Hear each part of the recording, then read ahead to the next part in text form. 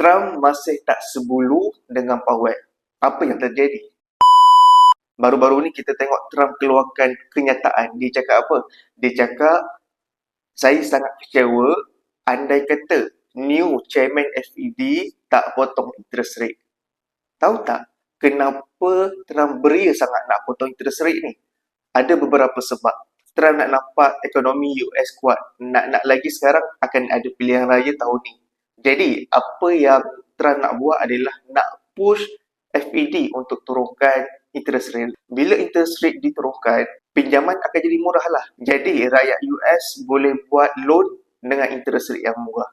Senang kata untuk gerakkan ekonomi US. Yang kedua adalah, sekarang Trump nak kurangkan beban dekat US. Sebab sekarang siapa yang tahu US mempunyai hutang trilion ringgit. Jika interest rate itu tinggi, maksudnya kerajaan US terpaksa bayar hutang yang lebih mahal. Jadi, apabila interest rate dipotong, itu akan memberi nafas kepada kerajaan US itu tersendiri. Yang ketiga adalah Trump nak USD lemah. Sebab apa? Sebab USD nak lawan China. Apabila USD itu lemah, ekspor Amerika Syarikat akan lebih kompetitif.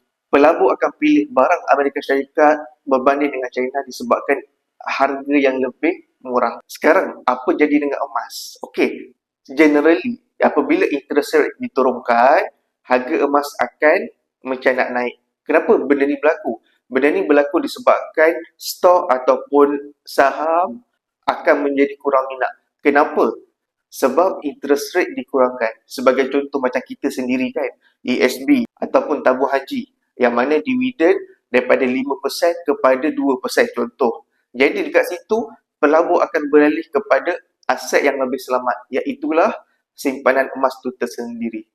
Jadi, andai kata interest rate betul-betul akan dipotong, maksudnya potensi emas untuk naik tu akan ada. Dekat luar sana yang belum ada akaun simpanan emas, yang nak saya bantu, jom isi detail dalam bilik biru ataupun komen nak. Ataupun boleh visit profil saya. Boleh follow.